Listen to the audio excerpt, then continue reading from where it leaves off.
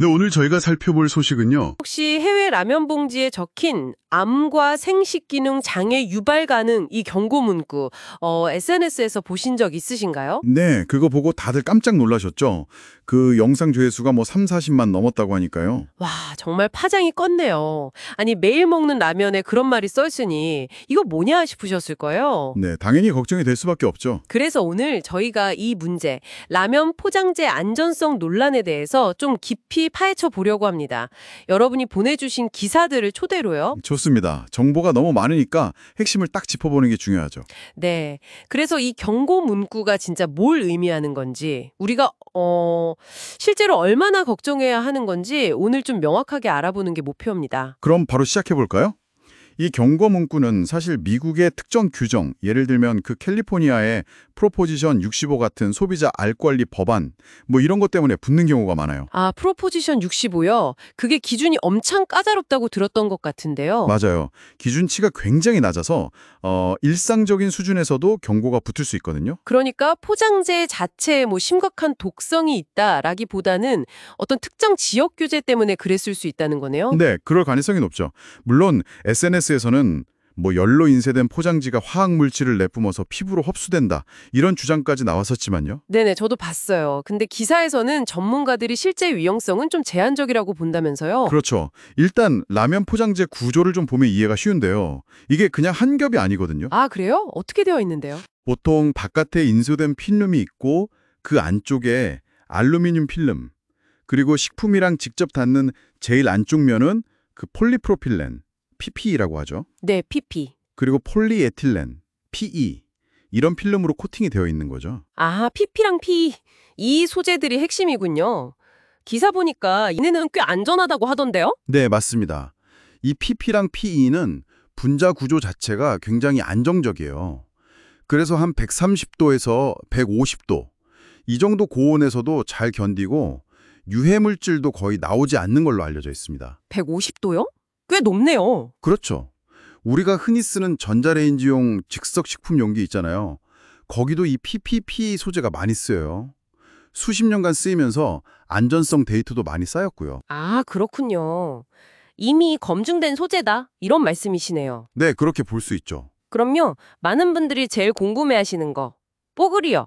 봉지에 바로 뜨거운 물 부어서 먹는 거. 이건 괜찮은 건가요? 아무래도 직접 다니까 더 불안할 것 같은데. 아, 뽀글이. 그것도 기사에서는 비교적 안전하다고 평가하고 있어요. 오, 정말요? 네. 왜냐하면 끓는 물이 100도지만 그걸 라면 봉지에 부으면 라면이란 봉지가 열을 흡수하면서 온도가 금방 내려가거든요. 아, 그렇죠. 면 익는 동안 계속 100도는 아니겠네요. 네. 보통 한 80도에서 90도 정도로 떨어져요. 근데 이 온도에서는 그 흔히 걱정하는 환경 호르몬 있잖아요. 내분비계 교란 물질, 이런 게 플라스틱에서 나올 가능성은 아주 낮다는 거죠. 아, 다행이네요. 일단 좀 안심은 되는데, 근데 그럼 그 경고 문구는 대체 왜 붙어 있었던 걸까요? 뭔가 다른 이유가 있거나 아니면 저희가 놓친 위험성이 있는 건 아닐까요? 주의할 점이 아예 없는 건 아니에요. 조리할 때요, 젓가락이나 뭐 뾰족한 걸로 포장재 안쪽을 너무 세게 긁거나 찌르면요, 네. 그 안쪽 PPE 코팅이 손상될 수가 있잖아요. 아, 그렇죠. 긁힐 수 있죠. 그러면 그 코팅 아래에 있던 알루미늄 층에서 아주 약간이지만 알루미늄 성분이 나올 수는 있다고 해요. 헐, 알루미늄이요. 저 예전에 뽀글이 먹다가 젓가락으로 막 긁었던 것 같은데 뜨끔한데요. 그거 위험한가요? 다행히 그 양이 아주 적어서 뭐 인체 독성을 일으킬 정도는 아니라고 합니다. 우리가 보통 쓰는 알루미늄 호일이나 냄비에서 나올 수 있는 양에 비하면 훨씬 적은 수준이라고 하고요. 아, 정말 다행이네요. 그래도 뭐 일부러 긁을 필요는 없겠어요? 그렇죠. 아무래도 조심해서 나쁠 건 없으니까요. 포장재에 너무 강한 힘을 가하는 건 피하는 게 좋겠습니다. 네, 알겠습니다. 근데 이런 소비자들 걱정을 알아서 그런지 식품업계에서도 뭔가 노력을 하고 있다는 내용도 있었어요. 네, 맞아요. 오뚜기 사례가 대표적인데요. 2022년부터인가 진라면 봉지에 그 유성 잉크 대신에 친환경 수성 잉크를 쓴대요. 아, 수성 잉크요? 네. 플렉서 인쇄 방식이라고 하던데 이걸 도입해서 유해 유기용제 사용을 확 줄였다고 하더라고요. 안전성을 더 높인 거죠. 다른 회사들도 계속 포장재 기술이나 관리에 신경 쓰고 있고요. 업계에서도 계속 개선 노력을 하고 있군요. 자, 그럼 오늘 이야기 나눈 내용 핵심만 좀 정리해 볼까요? 네, 해외 라면 봉지에 붙은 그 경고 문구는 특정 지역, 예를 들어 캘리포니아 같은 곳의 규제 때문일 가능성이 크다. 그리고 실제 포장재로 쓰이는 PP나 PE 소재는 일반적인 조리 온도에서는 꽤 안전한 편이다. 그렇죠. 뽀글이 조리 방식도 환경호르몬 용출 위험은 매우 낮다. 하지만 조심할 점은 있다.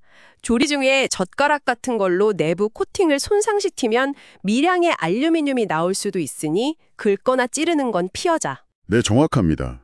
전반적으로 봤을 때 너무 크게 걱정할 수준은 아니라는 게 기사들의 분석인 것 같습니다. 좋습니다. 이제 라면 봉지 보실 때 그 경고 문구 하나만 보고 막 불안해하시기보다는 이게 어떤 재질이고 실제 쓸 땐 뭘 조심하면 되는구나 하고 좀 더 균형 잡힌 시각으로 보실 수 있겠죠?